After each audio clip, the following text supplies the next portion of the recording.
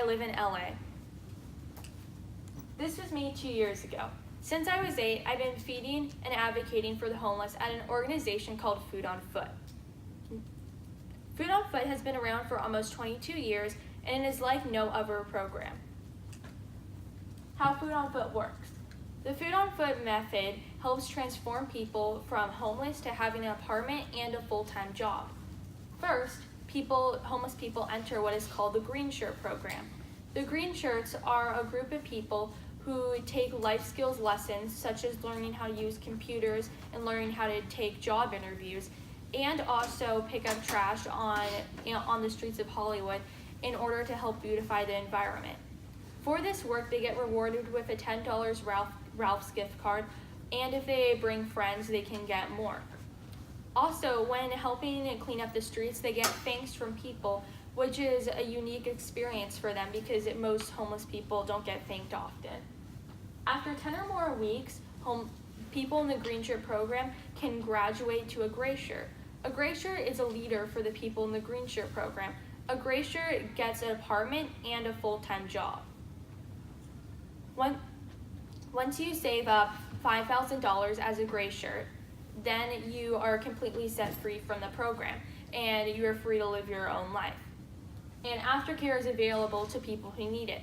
For instance, one person who graduated the program lost his job when the restaurant he worked at shut down and then became homeless again. He was able to quickly go through the program and get back his apartment and get a new job.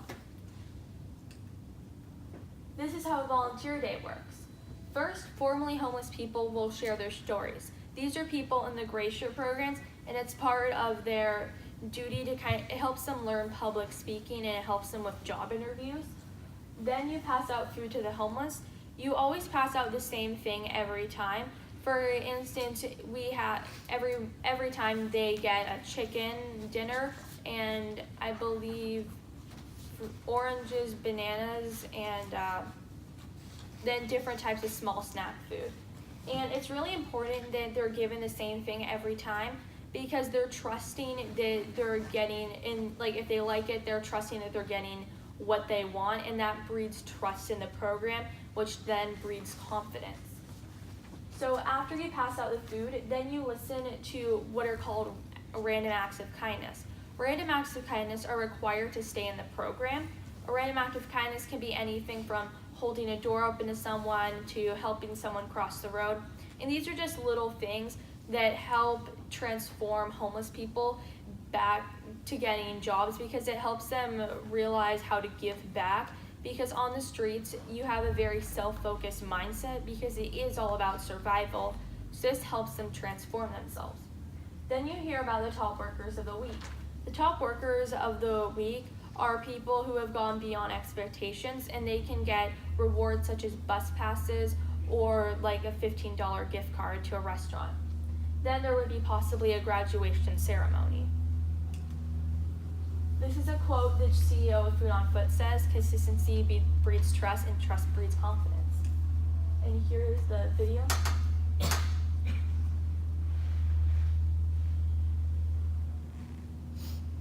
This is a graduation speech that one of the participants in the program said.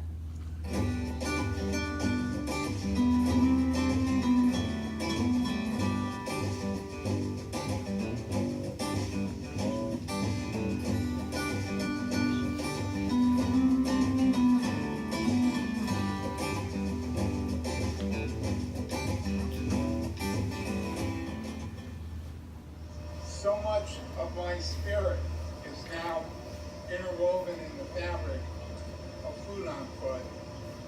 And this isn't just a shirt I wear, it's part of my DNA. I could not just take this shirt off like I couldn't rip my skin off. This is part of me now. I love Food on Foot, and I am so thankful to you volunteers who have given me truly a wonderful life. I went from homeless and destitute to having a full-time job at a great restaurant with a bunch of wonderful people, and I thank all the members of the $98 Club especially for helping Food on Foot, for supporting input, because what you're doing is truly giving people a second chance at life. And I'm making the most of my opportunity, the opportunity that you gave me. And it's really important that each and every one of these men and girls gets an opportunity too. So please continue to help Food on Foot, continue to believe in this program, because they believed in me. I'm living the dream right now, and that's really a special place to be when I was in a really dark place not that long ago. So thank you all so much.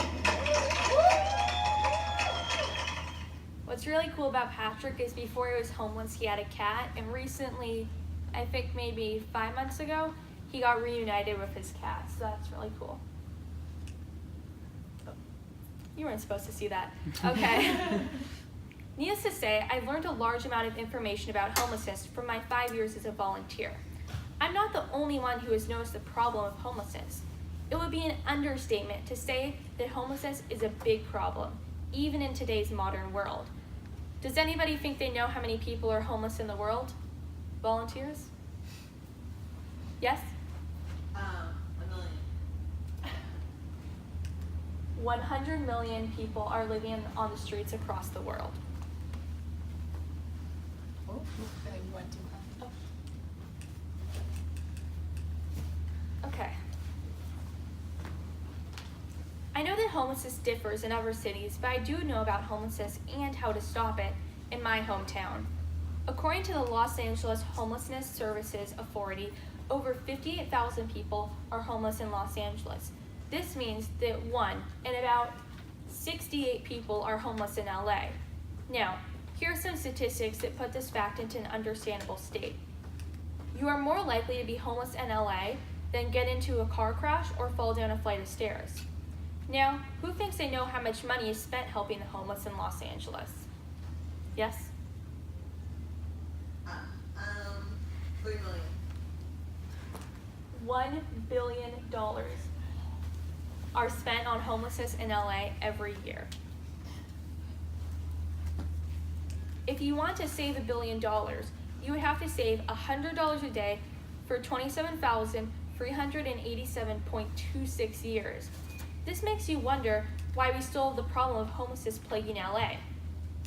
Because we are supporting the wrong type of program. Even though our government has the capacity to help a large amount of people, I feel that they are going about it all wrong. The government is successful in their temporary housing programs and their programs for people with disabilities, but their programs for people who want jobs are lacking. The government's program for getting jobs only has an 11% success rate, while the nonprofit Food on Foot has an 85% success rate. This makes people wonder, what is the government doing wrong, and what are nonprofit programs doing right? The first reason government programs don't work is because government employees are paid by how many members are in the program. This means that government employees can keep people in the program in order to make more money. Another problem with government programs is that the rules can't be changed for individuals. For instance, if a program participant had a mental illness, they wouldn't be able to get different things to help support them best. Also, program workers are unable to choose how their money is spent. Because the government is giving these programs funding, the government chooses how the money is spent. This can be catastrophic to the programs and the people in them. If a certain need requires more money than others, it is not up to program directors to decide to use that if they can use that money on that issue. Another downfall of government programs is that program participants have less time with program leaders and counselors. This is because they are unable to hire more staff if needed. Without help from counselors and therapists, the transformation from streets to apartments can be traumatic and emotionally draining. The last key reason why government programs do not work is because there are less or no life skill coaching. Life skill lessons are essential to a homelessness program.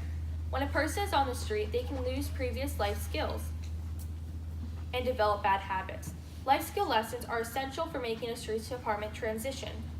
Nonprofit programs are the answer to abolishing the homeless population.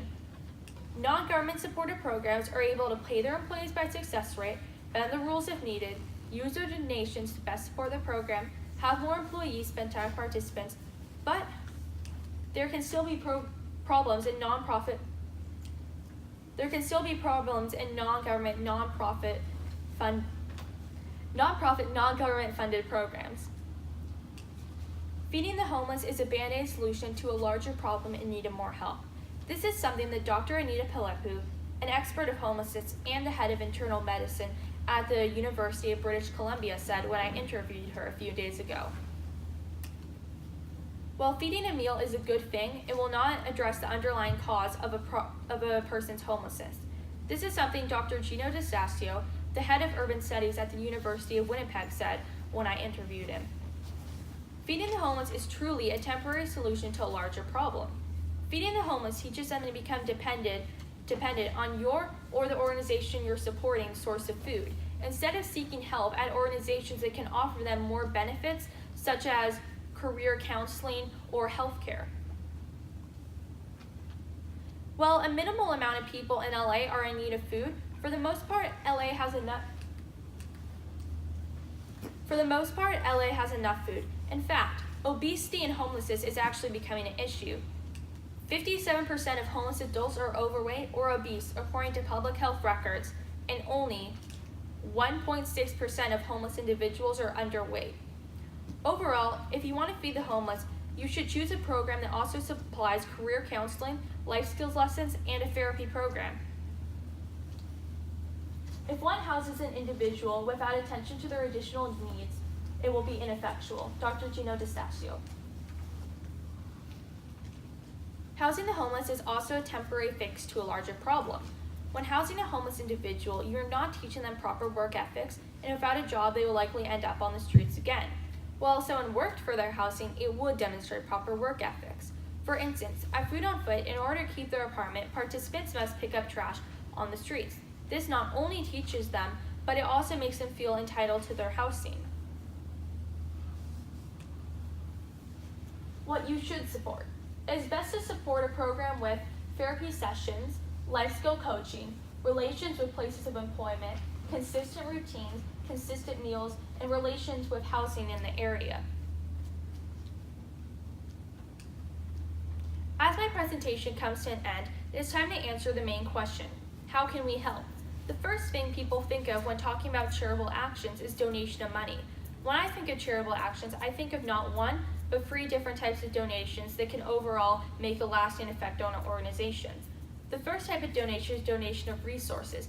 This could be letting an organization borrow something you have, or donating money, or donating any type of resource. Let's say you have a connection with a place of employment, letting an organization know about that might help them. Another donation is donation of time. This is when one spends time volunteering. This is also helpful as most nonprofits don't pay people on their boards, so they don't have employees that can help them do work. The last type of donation is donation of support. This type of donation can consist of telling others about a program or clearing misconceptions about a problem, like I'm doing today. Today, I hope you learned about what homelessness is actually like in LA, what programs work, and how to support them. I hope that you'll pass this knowledge on to your friends and family. Thank you.